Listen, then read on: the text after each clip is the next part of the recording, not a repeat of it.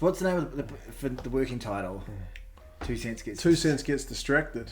Because I'm 2 cents rugby and you're distracted sports. It's very clever. Yeah, I know. Yeah, it's very clever stuff. Managed to work both the names into the title. Ah. Ingenious. That was It's actually, the full name is 2 cents gets distracted, a rugby podcast. Okay. Yeah.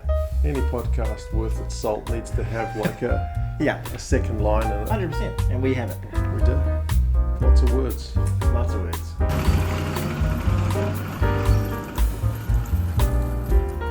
Tony, Mark! we're back. We are back. We're at your house again. But no, I'm still convinced we're upstairs at yours. This is just what's in your house, above the fridge, just up there. If only I could afford a 2-story house in Auckland.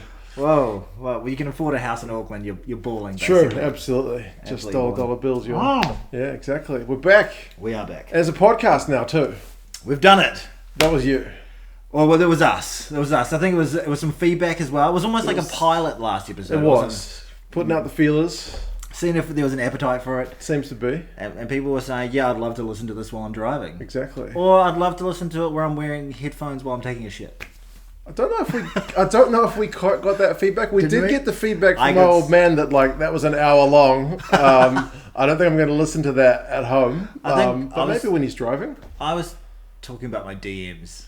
Actually, I got that in my DMs. Oh, really? Yeah. Okay. Yeah, you didn't tell me that one off camera. You saved that. Husbag22 gave me that feedback. Nice. Old Husbag22. Nice. Something to get the bells in motion. Turning. Cranking. Exactly. Cranking. Yeah. So 2 cents gets distracted. Your name's 2 cents. And you're distracted sports. That was very clever, wasn't it? Genius. Very, very top genius. level stuff. I know, it was. It came to me in a moment of brilliance, really. Probably while the bells were getting in motion. It was actually during the edit. I was like, "What do we call this?" And I got the old tractor thing going across. Oh yes. Picking up all the cents. Did you notice the coins? Oh yes, all the coins that it was trolling through. Yeah. Yeah. So you're the cents, you're the money, you're where it's at, and I'm just the tractor driving right through. Yeah. Okay, there's logic to that. That's my thinking around it. So we're going to talk some rugby. I hope so. Rugby Championship is the main deal at the moment. The All Blacks against Argentina. I just think this was representative of my mood. Like I had I was excited about the podcast, and then you mentioned the Rugby Championship. Just goes down. Just goes down. But then also the Wallabies. They look sharp. They did. They did. And then Nick White. God, and the Oscar goes to the Oscar, yeah, for sure. So holy moly! I hope his mustache is okay. It is quite the mustache. Yeah, I've been worrying about it. Thoughts and prayers for Nick White and his mustache. I did see a shot of him walking through, I think it was like an airport as they were transitioning somewhere, and some guys yelled out to him, and his mustache looked alright though. Yeah, it looked in. Thank God. Thank goodness. Yeah, exactly. St. Bridgie took care of us. We'll see if he's fit for the next game. But might need a severe plucking. That would be one to watch. It really would. But the All Blacks. We said probably about a week ago when talking about the potential for the rest of the Rugby Championship, All Blacks have got a pretty decent run in. Yeah. We got Argentina twice at home. We don't really lose to them at home, and then we got the Wallabies. We got the wood over them. So we don't ever lose to the Argentinians at home. No, that's right. So despite all of Fozzie's kind of pressure and shortcomings, should be able to, in theory, possibly just go through and maybe go ahead and get his hands on the Rugby Championship trophy, and then Argentina happened down in Christchurch. I feel foolish. I do feel foolish because in my heart of hearts I thought surely we'll be able to sneak this one. We'll be able to get through, and I really felt heartened by that massive performance in Ellis Park. But Argentina are a hell of a team. They really are a quality squad, and Cheika is really leading them from strength to strength. He is just the man for this kind of role. He is. He's loving it. Clearly, every second of it. Yeah. The only time I've seen him a little bit ticked off in a press conference thus far, which for Cheika is pretty. He's always very high blood pressure point, really. They did say to him in the post-match something like, Ian Foster said he wasn't very happy with your guys not rolling away at the breakdown or something like that. And then that showed a glimmer of the old, fair dinkum, did he? You know what I mean? He always gets so baited by the media. Yeah. Yeah, back in the day when he was coaching against Steve Hansen, they'd say Steve Hansen said this, and they'd take it completely out of context, and he'd be like, well, that shows the kind of bloke he is, you know, all that sort of stuff, and that would just it would escalate. He's a man of escalation, you know. He is, but he got the result. He did. Goodness me. I take it you watched the game. I did watch the game. I was in a pub, and it made me realise that I usually like watching games in pubs. Right. I do, but I ran into an old friend of mine, well, a person I went to school with. They hadn't seen for like 15 years. And you approached this friend to... Person actually has the same last name as me. Goodness Sullivan. gracious. Yeah, believe it or not. You guys are everywhere. We are. We're taking over. And I just turned around. He was right there. He was like literally standing right next to me. We were watching the game together for about 10 minutes before we realised who each other were. Right. And then he gave me a big old hug, and then he just wanted to shoot the shit.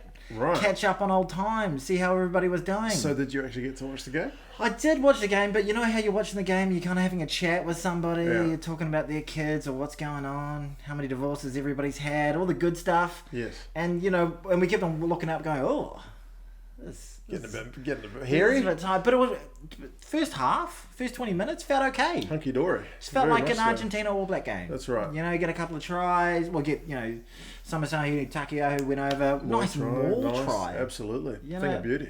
And I thought we looked like we were on top. That was one of those ones where they had opted for the 3 and they'd missed it, and then this time they're like, bugger the 3s, we're going for the try, they get it, and you're like, right, the All Blacks are here, they're not going to muck around. Yeah.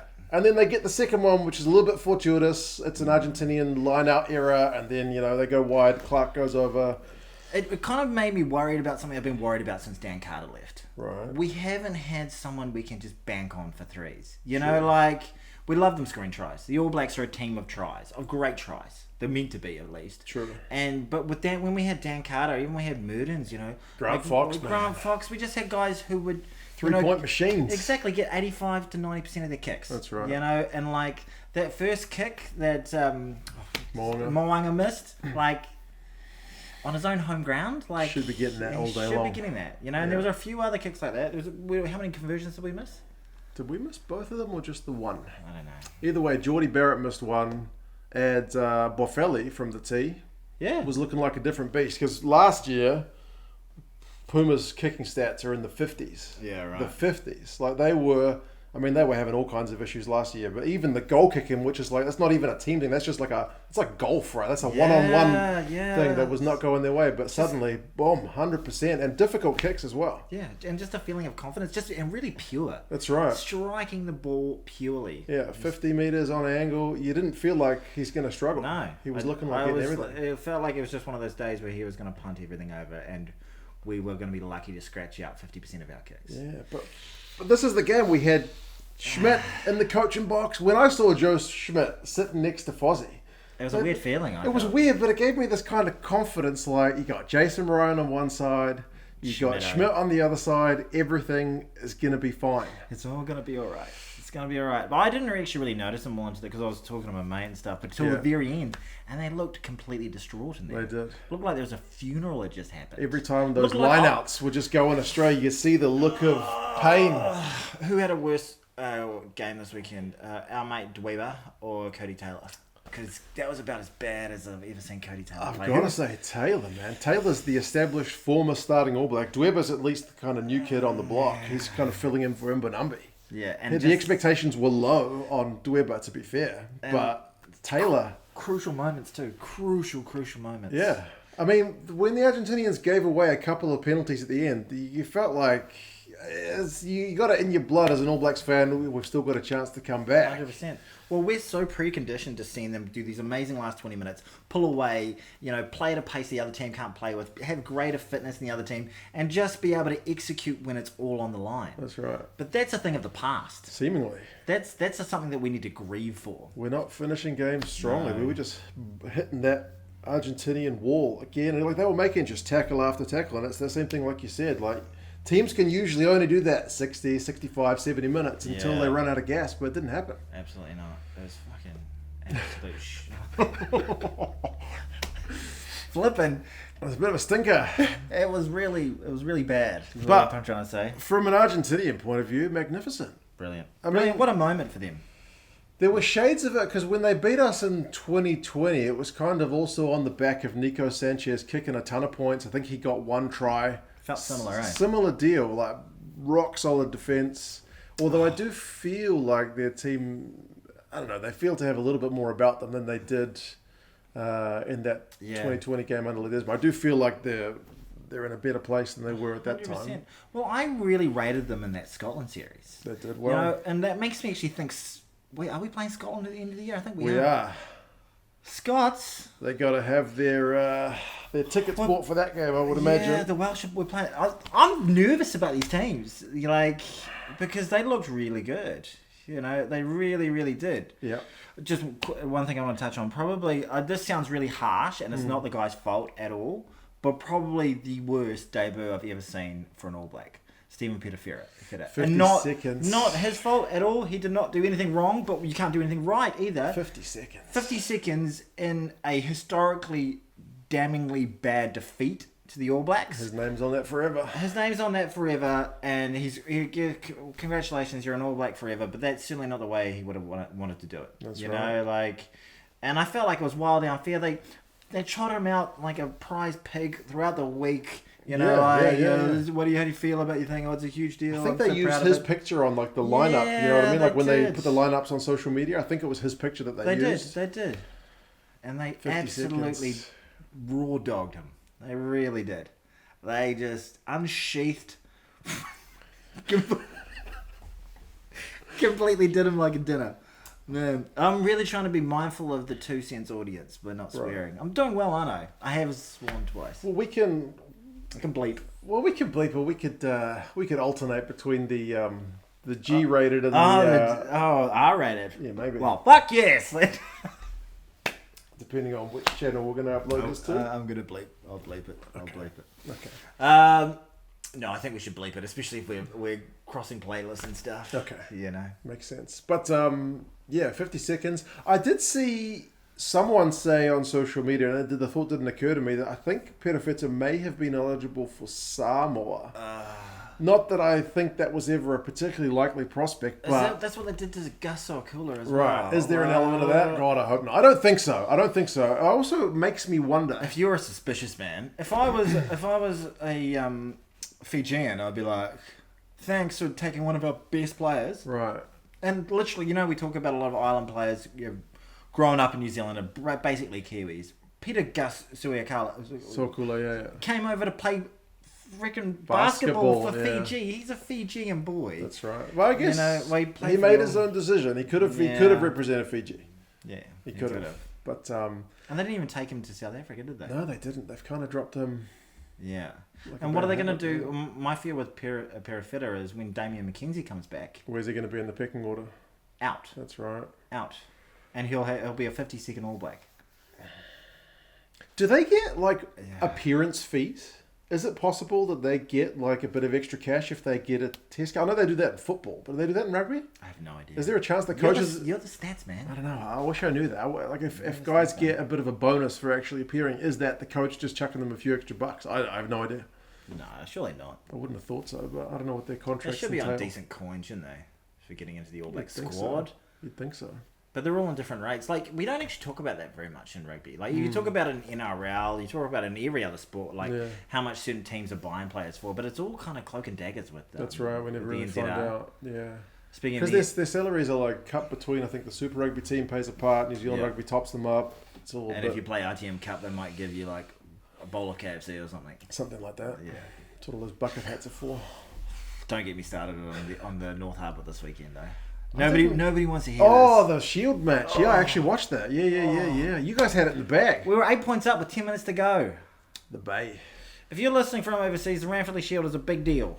And it means it's a bigger deal than the actual NPC trophy. Yeah. It used to be a really big deal, the old Ranfurly Shield. Yeah, it used to be massive. It's still a big one. Yeah, well, I watched it. So did I. It's the only NPC game I watched this weekend. Racing, and I felt pretty gutted about it, really. And then I went on to feel more gutted later in the evening. It was a really crappy day, essentially.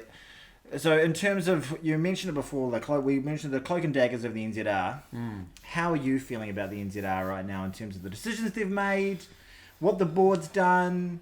You know, not only Scott Robinson, but what's his name? Stuart Mitchell is the head of the board. All sorts of, I read a report recently saying that when they were actually voting to see whether they were going to retain the services of the wonderful Ian Foster, they were split down 50-50. But the vote was unanimous. But once Stuart Mitchell actually had the vote, and it was casted, and it was like, and there's like, okay, well, once that was voted, and it was definitely going to be him, the board changed it to unanimous. Right, because it's a better look for it to be unanimous. Yeah, that was according to a staff report that I had today. I did some learning. I don't know, man. It just seems... It used to be the Aussie Rugby Union. The ARU used to be the ones who... There was always some dramas going on in the boardroom, and it's the kind of stuff that doesn't really interest me that much. Like what's going on in the boardrooms. As long as they're doing their jobs, nobody really cares. But it just seems shambolic at the moment, doesn't it? It's quite clear that they're not doing jobs, and that's feeding down. Like our youth squads haven't been going particularly well for a long time. The Black Ferns, I know we did alright versus the Aussie girls, but they got absolutely pounded by the English at the end of last year. That's right. You know, so. And all the franchises and the ITM Cup teams are not happy with the NZR. They feel like they're absolutely held over a barrel and everything is just about the All Blacks. And, you know, with Silver Lake and all that sort of crap, like it's... I don't know, I feel like we've lost our way and it stinks at the top. Yeah, and it just filters the way down, like you said. It's messy. It's not what you want. Those guys... We shouldn't have been talking about it. No. We should be talking about rugby. We should be talking about rugby. But, yeah, the boardroom stuff... It's just a thing at the moment. It's upsetting. I don't know. I think Mark Robinson, the CEO, I think this is his first CEO gig. Yeah. So he's kind of learning on the job. So I guess... Mate, I don't think he's more errors. He's not covering himself in glory. Really. Not really. He really isn't. What do you think they're thinking right now in terms of what their decision was with Fozzie? Like...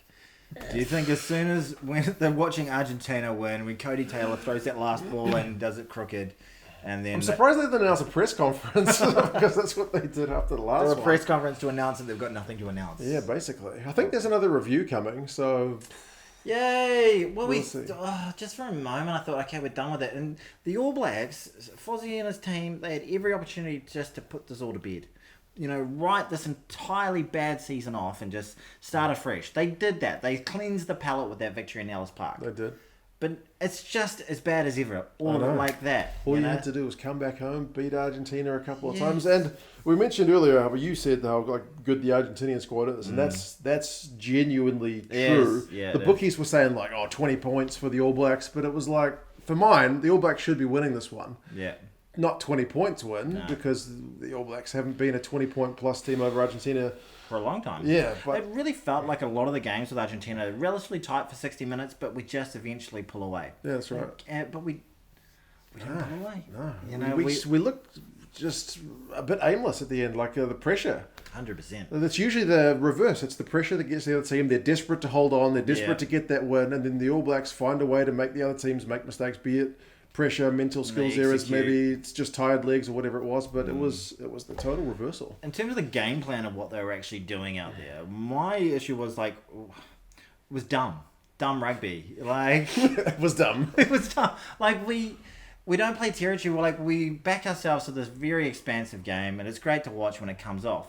But that's plan 1, 2, and 3. Yeah. You know, when things are going really well, that's what we do. When things are going, when we're meant to be grinding out, we're spinning it out wide. When with the game's on the freaking line, we're passing it in our own 22. Yeah. Putting ourselves under a wild amount of pressure, doing these high risk plays that are big payoffs but low percentage. They come off, they're amazing, they're incredible, and we all love to watch it. But we're just not we're not playing territory when we need to. We're not kicking in the corners when we need to. We've got a terrible kicking plan. Have you seen Mwanga or Barrett or any of our kickers actually do any intelligent kicking throughout this whole year? You probably can. But... It seems a bit scattergun as well, because in that game we went for poles, then we went for a maul. We got the maul try, and then later on you got Geordie going for a 60-metre penalty on the angle. It didn't seem... Yeah. I don't know. I mean, that's the ones that you look back at it in hindsight and go, you missed the penalty. Why didn't you go for the maul? Or if you go for the maul, you don't get it. Oh, why didn't you take the 3? Yeah. But at least with the Argentinians, they were largely backing Boffelli's boot pretty much the whole game. I think they went once. They were like, we will try maul it. They didn't get any pay for it. Or maybe they got a penalty in a better position. Yeah. But for the most part, they seemed to have a kind of clear more clear game plan. Whereas our guys, I don't know, they just seemed, like I said, a bit aimless. Yeah, it seems like a team that's playing without confidence. You know, and no confidence in the strategy, no confidence in the messages they're actually getting. Where are these messages coming from? That's like, right. You know, there are guys running out of the field constantly as well, giving messages. You know, are they freaked out in the coach's box too? Yeah, they maybe. probably are. Maybe. I think that's one thing Wayne Smith used to say is basically one of his big things about coaching was the message to your players needs to be like simple and kind of crystal clear. Yeah. Like they need to have a relatively simple set of instructions. You could be getting them to do quite complex things, but their role needs to be really clearly defined. Absolutely. Whereas I don't think we're seeing that from the All Blacks at the moment. Well, that's what they always used to say. The All Blacks who were established in the team, or All Blacks coming in, they were like, it's really easy in this team because I just know I have to do my core role right. Right. And everybody else will do theirs. That's right. You know, and they'll do them to an incredibly high level. But that's not the case. It's almost a feeling of grief, isn't it? Like, what the team was to where they are now. That's right. It's such a fall from grace. But as a lot of our brethren from offshore have been saying, maybe that's just where we're at right now.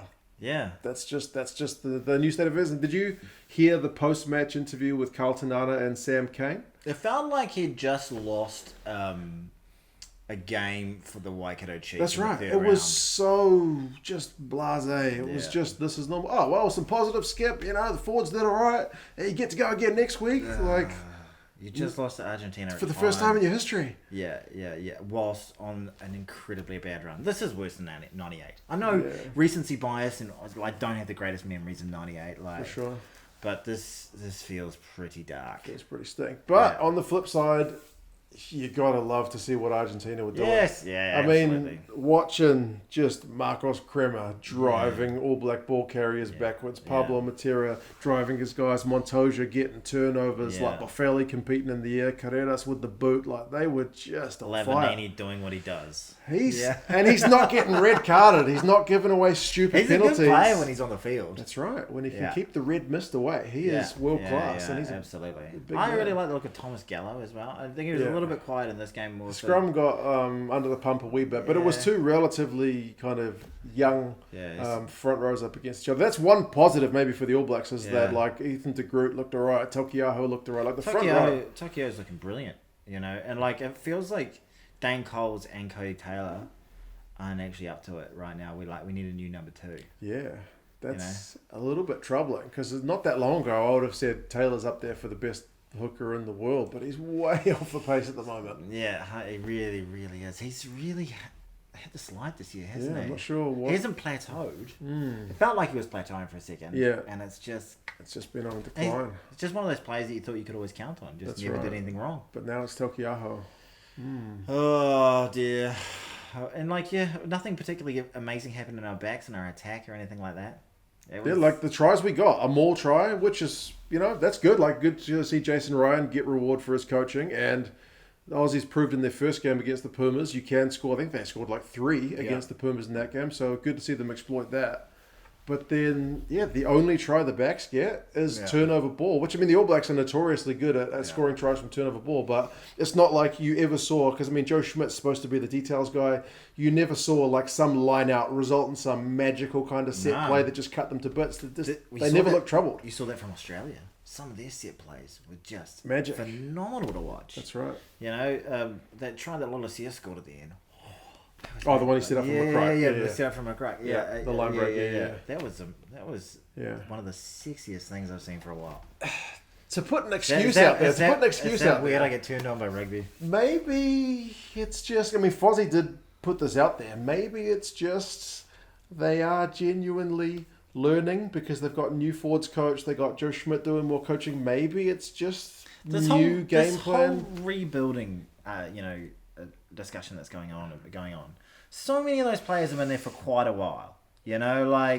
Go through the most of the fullback apart from that front row. They've had a few seasons under their belt. Most of them were there in 2019 at their World Cup. A lot of them were coached by Hansen. Number of how many Aaron Smith, Bowden Barrett. I know Bowden Barrett didn't play in the weekend. But Whitelock. None of these guys are. Whitelock is a great identifier, by the way, because the man is a white lock. Did you? I only realised that in the weekend. You know, That's a fair it point. was also similar to like the hooker Andrew Hoare. That worked out well as well. The guy shoots seals. Yeah, seal shooter. Oh dear. But there was my mate after the game. What he said to me was like, you know how we always sort of consider All Black fans arrogant. Yes. But he said, how arrogant are the NZR? He was like, how arrogant are they to think that they can not put the best coach in the country to be the All Blacks coach and they're going to win? How arrogant do the All Blacks have to be to not put the best number 7 into the team and think they're going to win? You know, like, and I was like, yeah, it's pretty accurate, you know? Is it a coaching problem? Or do we just not have the players? Is Whitelock past his best? I mean, he looked phenomenal in that game against South Africa, but Yeah. No, I think it is a coaching problem. Like, I think if you just look at... This is Ian Foster's career. Like, his career is a 50% coach. Right. And he's proving it at the international level. Like, if you take out any... You know, you go to his super coaching record, it was 50-50 the whole time. He got to one final and got the biggest pounding in By a the final. Bulls, right? Yeah, absolutely pumped. And then obviously Reading went on to win with two titles, back-to-back. And then he's taken the All Blacks, and if you take out any teams outside the top 10, he's running at a 54% win record. A 54% win record for an All Black team. Okay? After a coach who was operating, 85, 86, Hansen was? There's something in that. It's not crazy, Statsman. Statsman, tell me I'm not crazy. He's not You look at some of these guys who... I know Super Rugby's a different beast, but the players, like the Crusaders guys, like we're talking about Taylor looking below par. A lot of the guys who were looking a little bit off the pace didn't look off the pace. Looked great. That final... You know, the Blues versus the Crusaders. Yeah. Those Crusaders players. Looked magic. They looked like world beaters. Harvey was phenomenal. Yeah. And he has been particularly average. Mwanga didn't even look that great in the weekend. Like, he looked a bit, you know, directionless. That's right. Didn't understand what his game plan was, what he was doing. What's the number 11 who played incredibly well, who was in the squad, who's gone out of the... I don't even know if he's in the squad right now for the Crusaders. Yeah, Fanga. He looked like one of the world's best wingers for the Crusaders. Came into the All Blacks, looked like a journeyman. True. You know, there's something going on. There's something wrong. Is Super Rugby just not high enough quality competition anymore?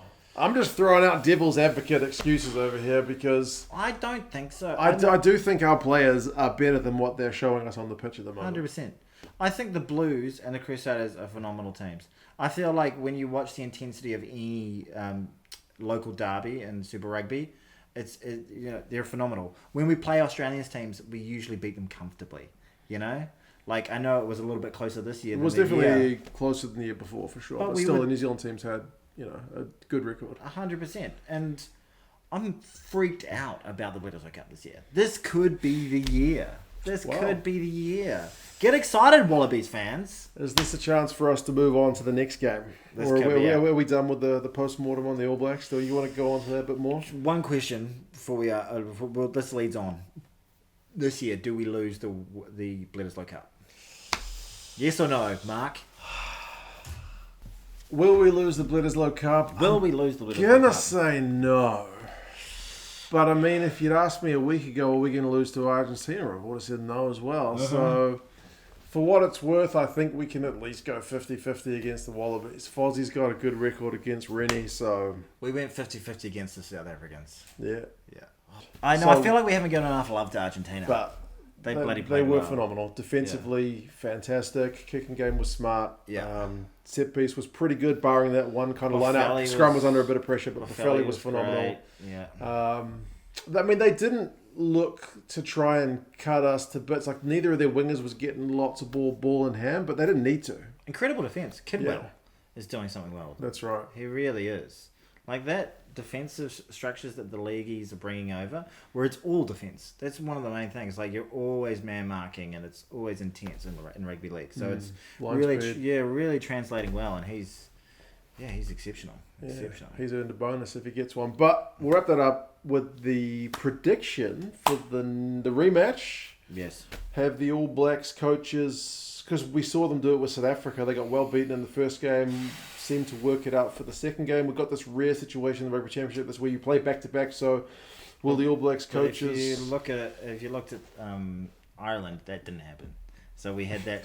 You know, True. we had that. There goes that theory. Yeah, we had that back to back. We had that. We're like, oh, the All Blacks are amazing when they come off a loss. Like that's what they always used to be. They used to come back. Like, We never lose 2 in a row. We never lose 2 in a row.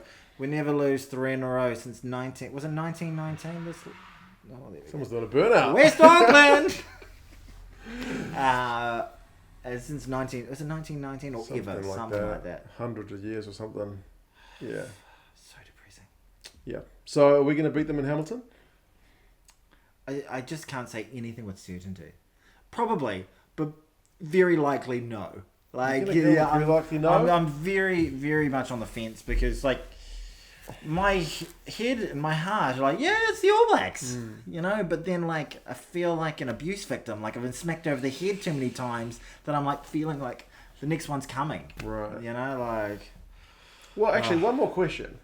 If you're the All Blacks management, do you show faith with that same squad again to get it right, or do you just wholesale changes and just give some of the young guys a crack? Like, does Perifetta start? I'd love to see him start. You know, like I'd love to see him start. I'd love to see Hoskins Tutu get a crack. Yeah, he's not played any minutes. I'd love to see Tuivasa Sheck at least on the bench. Yeah, for sure. You know, these are what these games are meant to be for. That's like right. we used to blood our guys in the Argentina games. Well, maybe they would have done that if we'd won the first game. Yeah. You've got a bit of buffer to comfortably change a few guys, but now the pressure's on. But the starters don't have confidence. Like our guys that we usually rely on, they haven't been putting in the performances. Like Geordie Barrett hasn't done anything particularly bad, but he hasn't done anything particularly just well. been solid. Yeah. Nothing spectacular. Yeah, 100%. Right. Well, speaking of solid but not spectacular, the Boks were not spectacular at the weekend, and the Wallabies pretty bloody good. Very sharp. I love the way they started that game. Like they came relentless. Came out of the blocks. I wrote down a note. I don't usually write down notes when I watch rugby. I wrote notes every game I watch. You're a legend. But I wrote down about McWright. Solid, very good, but agricultural. That's what I wrote about him. When he passed the ball, he would look like a club rugby guy passing the ball. But yeah, I like the way he's he just got him. everywhere. He got himself around. He's everywhere. Every time there's a guy making a break, who's just off his right shoulder? Yeah, it's McWright. yeah. He's just got the work rate. I think Great. Eddie Jones talks about his favourite players are like the guys who can just get up off the ground and be bang ready to go. 100%. That's McWright. Like Yeah. 100% work rate. How old is he? He's young. He's in his early 20s. Got a 24? sweet little porno mustache going on there as well. Yeah. More points for that from me. Yeah. And he's getting some proper game time in the absence of Michael Hooper. Yeah. So, absolutely. I mean, he never got any game time when Hoops was there because it's just like Sam Kane's got 100%. a lock on the 7 jersey in our country, and Hoops had the lock, but he's taken a wee break, which is good. all Good to good. him to get himself right. But it's the bright side of that is the fact that McWright's getting some proper game time. And He's getting looking- test starts, and he's looking the part. Might make it a little bit competitive. Well, Hooper's the captain, so... Yeah, when he comes back, he'll certainly be playing, but who knows when that's going to be. Yeah. Slipper seems to be doing alright as captain. No, he's doing good. He's another guy who's kind of turned his career around. He left the Reds with some off the field issues. Did he? I think some illicit issues, but absolutely credit to the guy for turning it Cocaine around. Kate, Morphine Sue, walking down the avenue. He's 2 by absolutely 2. turned it around. Like what a star! Like he's like. It's a very kind of judgy culture we live in at the moment, where people are kind of we get the spotlight on us, and if people do one thing wrong, they get absolutely slammed. But We're getting into cancel culture. what a redemption story for that guy! Turning it Like around. he's You love to see it, don't you? There's nothing better than seeing somebody who's a bit crap, and then they're not crap anymore. yeah, exactly. They're actually pretty good. Yeah, now he's the You know? captain of the bloody Wallabies, and he's looking the part. Yeah. Absolutely. One question though, if I was a Springboks fan, I'd be saying, why does the world's best hooker have a 16 on his back? Like Malcolm Marx not starting, like after what Dweber put on with the All Blacks in Ellis Park, essentially did the same thing. Basically, like everyone keeps telling me Do you know the official line? it's a rugby reason. It's it's units. I So know 1, 2, and 3 are a unit, and 16, 17, 18 are a unit. So the bomb squad, all this nonsense. basically, Kitsoff plays with Marks and Koch, and then What'd you call me? Malherba, Ox, and Dweber will start together. So they're a unit, and they're a unit.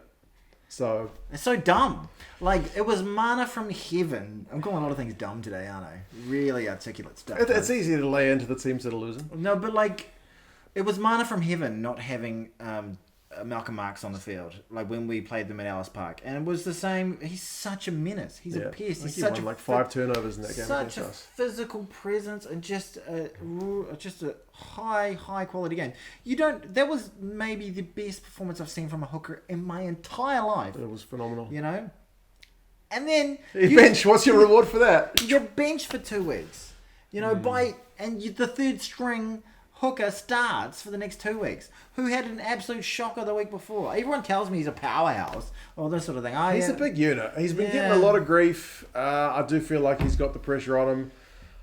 I did see him a few times when he threw the ball, because he threw in a few not straights, and he just looked like he was wearing it. I did feel for him a little bit. I gave him a bit of grief in some of my stuff. The guys get... You can't not have that mental pressure on you once you've had a kind of bad shift. And I mean, I'm sure he's ignoring all the social media stuff as much as he can, but he's absolutely getting laid into. So I would have thought, as a coach, give him a start off the bench, a roll from the bench, and then at least the kind of pressure's off. Yeah. But then maybe if you bench him, you're saying that you had a bad performance, and then that's going to add to his mental woes. I don't know. If you bench him, you're being honest. Yeah, maybe. But the Springboks camp talk about how they are absolutely honest about everything. Yeah. So if it was a legit, hey, you are a relatively inexperienced guy, you should be on the bench, I would have thought that's a conversation you can have with your players, right? Yeah, you'd think so. But like, it really, really adds something to your opposition by not having Malcolm Marks starting against you. Because it's, like, I think he would have made a difference in the first 10 to 15 minutes when the Wallabies were on fire. That's right. Like, if he stops, 3 to 5 points, he's worth his weight in gold. Dweber wasn't stopping any points for you. No, that's right. Like, it just seems like madness to me. It seems like all this bomb squad stuff, it was set very much in logic originally, but it's veered so far away from it. They've just fallen in love. They've fallen in love with this ideas, or the ideal of it, but it's really to their detriment now. Like, and speaking of coaches under pressure, it's not just Fozzie. What, Neerbeer? What's his name? Ninaba. Can I call him Neerbeer? Jacques. He must be feeling it, because the South African public are a bit like us. They don't tolerate losses lightly. They expect to win. They expect to win, and so should they. But fair play to the Wallabies. They did it lost shape for a little bit there, but one thing I was really impressed with, you kind of, when it was 10-0 or 10-3 for an extended period of time towards the end of the first half, the Wallabies were right on defence on their own line for an extended period of time. Ages, and they just kept holding and kept holding. That kind of desire that you can't coach into a player, right? No, I thought they were just going to crack. I was just like watching it. Okay. It felt like it was inevitable. It's going to come. But exactly. But it never did. It never did, and it was really, really impressive, and just so many crucial moments. Coram Betty's tackle. Coram Betty, is he the best number 11 in the world right now? He's like a number 11 who's got the physique of like a flanker. And his work rate was immense. And 11, you can go missing for a big part of the game. We wax lyrically about Lekanyuam. That guy went missing in that game. You never saw him really do anything. Well, to be fair, the way the Boks play doesn't really give the backline a heck of a lot of opportunities a lot of the time. But you look at Lekanyuam, he's billed as the best player in the world, and Coram Betty, who's not billed as the best player in the world. I know which one looked like the best player in the world. In that game, for sure. Yep. Some people didn't like his tackle. Said it was a wee bit of a no arms. He had an arm in it. I saw it from the first angle, and I thought it was dangerous. It looks good as goal, but then there was another angle which did kind of look like he... I felt like there was an arm in that.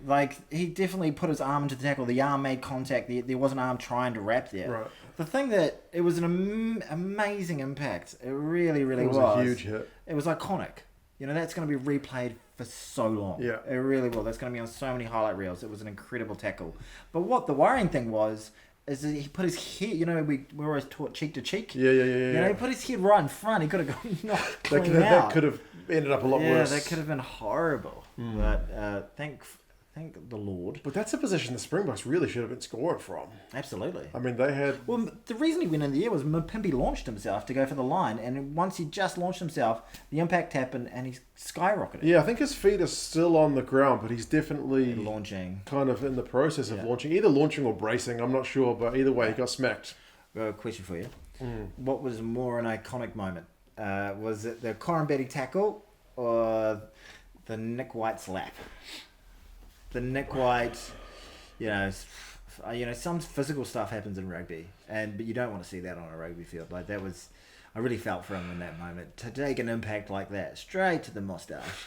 Like, as a man with facial hair, you can't imagine the pain that guy must have been going through. It was so painful that it took him like a good 3.5 seconds to register how painful it was. Yeah, that's right. There was a big delay. He just fell. Like his body went into shock. Fell. What's just happened to me? What have you done? Faf de Klerk should be done for assault after that. You've got feelings, don't you? Faf is a pest. Yes. And I get what he's trying to do. He's trying to be disruptive. He's trying to get his hands. He's trying to slap it down. Yeah. He ends up slapping Nick White in the face. Faf, you're a slapper. You're a slapper. You should be pinged for that. That's fair enough. Like, I mean, I saw a few people saying, well, he wasn't trying to hit him in the face. That doesn't matter, right? It's like nobody's trying to high tackle somebody, but sometimes it happens. The intent's not the purpose or the issue here. But he slaps him in the face and he just goes down belatedly like he's been shot. And it's comedy gold, though. I can't stand it. I love a laugh. I really do. It was comical. It was very funny. But it's not... I will say there's a wider trend which you pick up on, not usually as obvious as this. Yeah. That guys, if they feel like they have been the victim of some kind of foul play, they will make more of a meal of it than previously because they want the TMO to go and review it. And the way you get the TMO to look at it is by flopping around or, you've got to sell it, basically. Because then the TMO will go back and have a look at it. You might get a try chalked off. You might get someone else yellow carded. That's kind of been a slightly worrying trend for a while, but this was next level. Yeah, this was football. It was a slippery slope, isn't it? It's a slippery slope to Neymar territory. That's right. You know, where anytime you feel a little bit of contact. Well, obviously, it's a contact sport. No one's going to go down when they get tackled. But as soon as you just feel a little nick to your ear or something, like... And people are going just down. Taking a dive. Yeah, no, that is taking a dive. And that's... You know, when New Zealanders were always like, I don't mind football, I just hate the diving. That's right. And that's what we keep genuinely quite true. Yeah. For a while, I lived in China, and guess what? You can't watch much rugby in China, especially back when I was there. Streaming wasn't as much of a thing as it was now. Did you get the whiteboard out for the Chinese football? I did not, but I did watch a bit of Premier League. I got into the football for a few years because rugby was kind of hard to come by.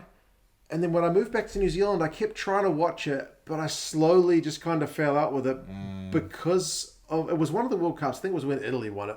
Yeah, right. The diving was just getting on my nerves so much that I just couldn't take it. Like, you're a grown man rolling around like someone's just chopped off your leg. And then, just by like a... Yeah, just by a brush. And then 2 seconds later, you're back running at full tilt. That kind of stuff, I can't watch it and like have respect for that. I literally, when the Euros were on this year or last year, my son was on school holidays. He was like 5 at the time. He was like... England in the Euros. We're watching it. And like he asked me, like, why is he rolling around the ground? And what am I supposed to say, son? He's trying to milk a penalty. Like, he is trying to milk a penalty. But if you actually talk to people who are football fans, people who aren't rugby fans, right? Yeah, so I can't stand it. They just accept it as part of the game. It's part of the game because they're just like, well, they're just trying to get an advantage. They're just trying to get a penalty. They're just trying to get the other person yellow carded. Right. They're just trying to get a leg up. Right. So there is like a rational reason for why they're acting like such fanny dannies. That's right. You know, fanny dannies. Because they can get away with it. Just coin that term, fanny danny. There you go. Lock it in. You can take that, but there's no reason why it wouldn't happen. You know, like especially with all the cameras anywhere, you feel just a little hit. Like there was no way that Nick White was in any pain. Obviously, we all knew it was it was farcical. Everybody knew. The referee knew it was farcical, but he still because it's letter of the law. You know, letter of the law. That's what I'm pretty sure there's something in rugby's laws about faking stuff to get an advantage. I'm pretty sure there's something. But there's also something about making deliberate head contact. Yeah. You know, sadly, and that's the thing that seems to be really taking precedent, right? Right. I guess one overrules the other. But like, I know you follow a few other sports as well, but one that I've watched and I think kind of gets it right is the old ice hockey. Ice hockey, they have... So I think they call we it... just grab each other by the collar, isn't it? So you grab Basically, and you just go whack, whack. Yeah, that's pretty much it. But in terms of diving... That should be the thumbnail. They've got a term called embellishment. Oh. And generally what it is guys trip each other over. Fantastic. Someone's on a break and you kind of give him a wee nudge and he falls over. So the first guy will I once accused an ex-girlfriend of embellishment in the sack.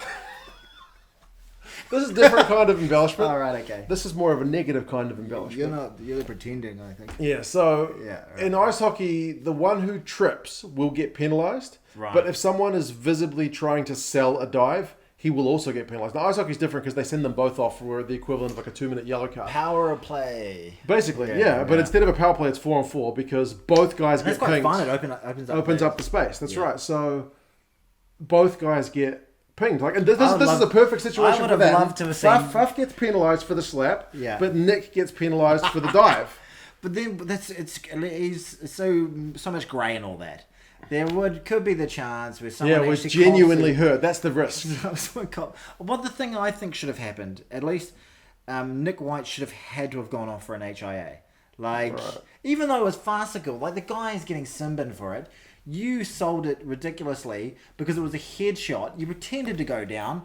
You've got to be treated like you know what you were trying to sound like. You've just taken a head knock, and you've got to be off the field for like 10 to 15 minutes while you have an HIA. Yeah. You know, obviously they're able to replace the player, but it does disrupt the flow in HIA. So I think that at the very least that should have happened. I just don't like the idea that kind of behaviour gets rewarded because, like you said, slippery slope is the perfect thing. I think, Mark, it's just going to become more and more prevalent. I think I feel like stamp that out. I feel like you're an old man yelling in the wind, going, "Don't you turn up!" And they're like, it's just gonna happen. They can't keep getting away with that kind of stuff. Yeah.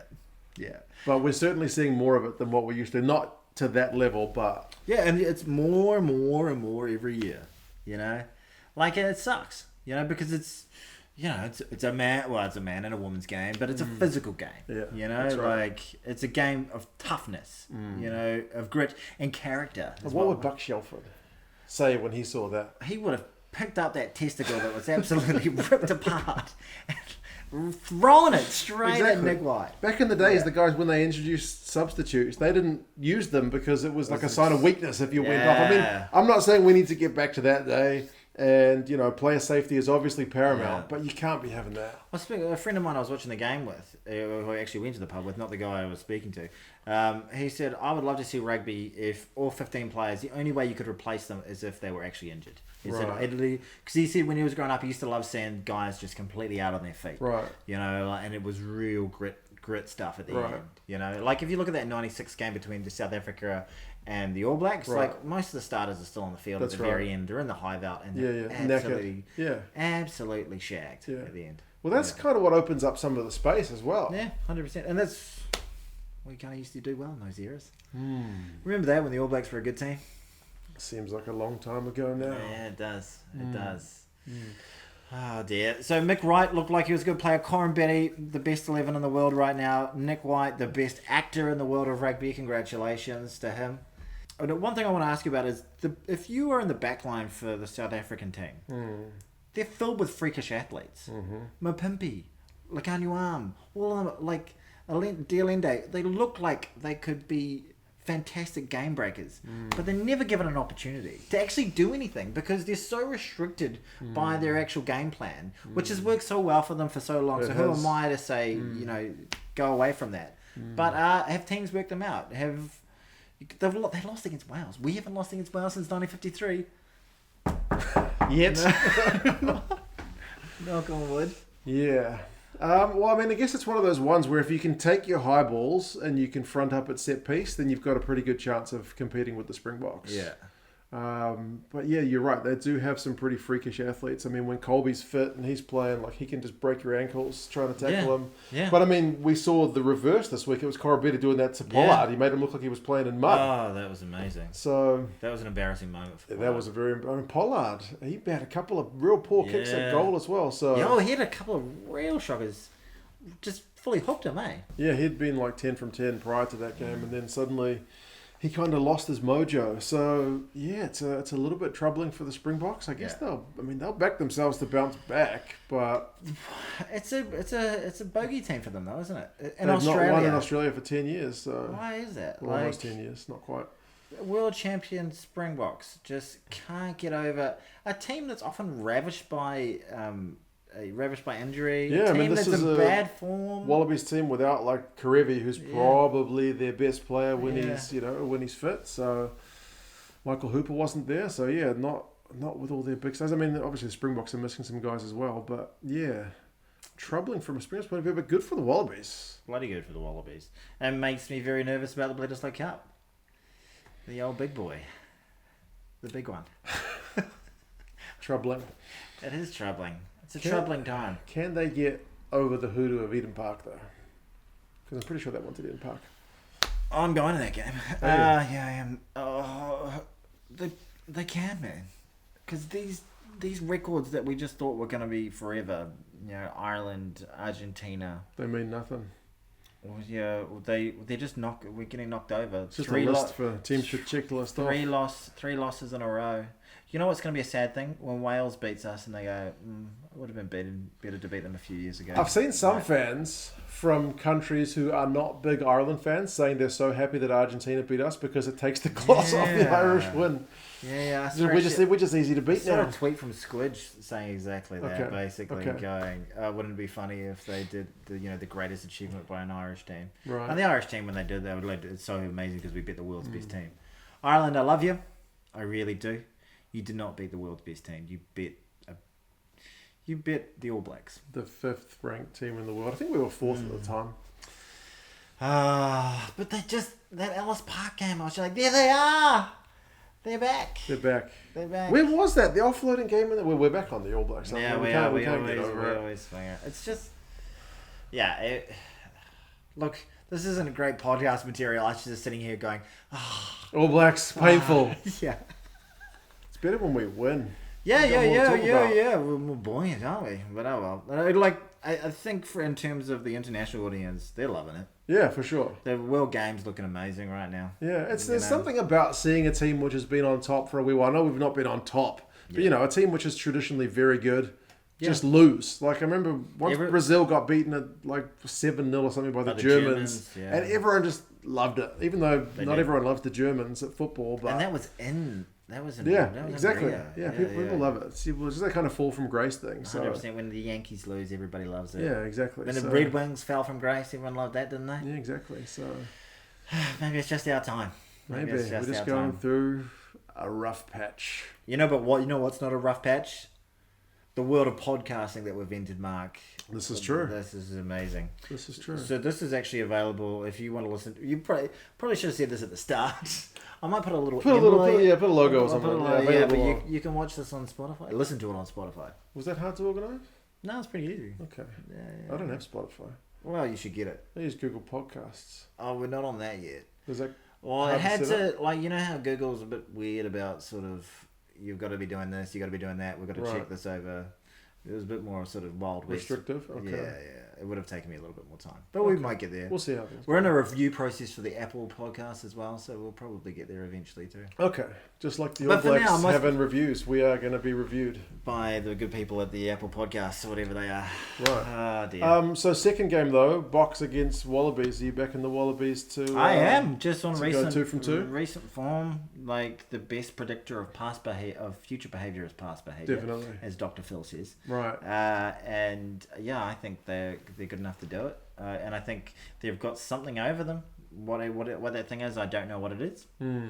I don't know a lot of things, and I don't know what that is either. So I think they've got a very good chance of winning. But the Boks are a quality squad that could definitely do it. Do you have a new favourite for the Rugby Championship? Last time we talked, we were both kind of adamant that the All Blacks on paper were favourites. On paper, yeah. I would love to see, if it wasn't us, it would be Argentina. You'd love to see them do it. That'd be magic. Yeah. Just because it would mean a huge amount to them. Like they've never been close. I think the third is probably their best ever finish. Yeah. They've never been in the running. It's never been like, they've just got to get one more win here and they win the damn thing. And they could be in that situation. They're clearly on top now, aren't they? That's right. Yeah. Away win in New Zealand. An away win in New Zealand. They were on top coming into this weekend. Record win over the Wallabies. Yeah. They've got more wins.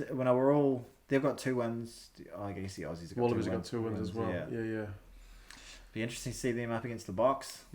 Yeah. Because they've got 1 home, 1 away, rather than the current format, which has been us away twice, then us home twice. When's the last game? Is it in Argentina? I feel like it's in South Africa, but don't quote me. I would love to see the last game in Argentina for them to win it, and they win it. Imagine that. Woo! That'd be massive. It would be.